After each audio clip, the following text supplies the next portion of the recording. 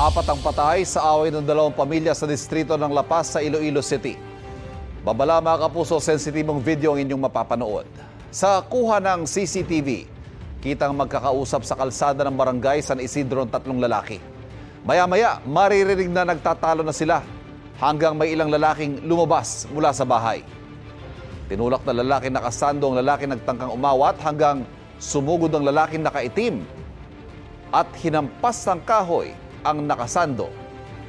Doon na nagsimula ang gulo at sumali ang iba pang lalaki sa lugar. Nagkaroon din ng pananaksak sa insidente. Dead on arrival sa ospital ang lalaking 67 taong gulang at dalawa niyang anak. Nasawi rin ng 33 taong gulang na lalaki mula sa kabilang pamilya. Sugatan naman ang dalawa niyang kapatid. Ayon sa asawa ng nasawing senior citizen, transaksyon sa illegal na droga ang pinagmulan ng away. Itinuturo naman ng nakaalitang pamilya na ang kabila ang nagpasimuno sa gulo. Patuloy ang investigasyon sa insidente. Kapuso, huwag magpapahuli sa latest news and updates. Mag-iuna ka sa balita at mag-subscribe sa YouTube channel ng GMA Integrated News.